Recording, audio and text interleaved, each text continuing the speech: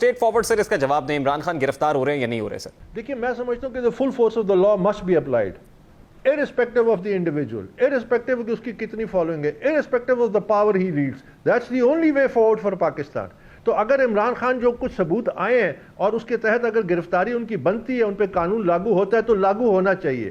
میں سمجھتا ہوں کہ الیکشن کمیشن اور یہ جو دوسرے ادارے ہیں جب یہ اس کا فیصلہ دیں گے ان کے پاس آپشنز ہیں, وہ اس کو ڈسکوالیفائی بھی کر سکتے ہیں کیونکہ اس نے مس ریپرزنٹیشن آف فیکٹس کی ہے, پیسے بھی ضبط کر سکتے ہیں اور تمام فائنینشیل بورڈ کے خلاف کارروائی ریکمینڈ کر سکتے ہیں. یہ تمام چیزیں یہ ان معاملات سے الگ ہیں جو اس وقت جو انویسٹیگیشنز ہو رہی ہے اور ایف آئی اے کے ذریعے جو کرمنالٹی آئیڈینٹیفائی ہو رہی ہے. سو اگر ایک دفعہ کرمنالٹی آئیڈینٹیفائی ہو جائے the law must take. Straight forward sir اس کا جواب دیں، عمران خان گرفتار ہو رہے ہیں یا نہیں ہو رہے سر؟ دیکھیے میں سمجھتا ہوں کہ the full force of the law must be applied irrespective of the individual, irrespective کہ اس کی کتنی فالوئنگ ہے, irrespective of the power he wields. That's the only way forward for Pakistan. تو اگر عمران خان جو کچھ ثبوت آئے ہیں اور اس کے تحت اگر گرفتاری ان کی بنتی ہے, ان پہ قانون لاگو ہوتا ہے تو لاگو ہونا چاہیے.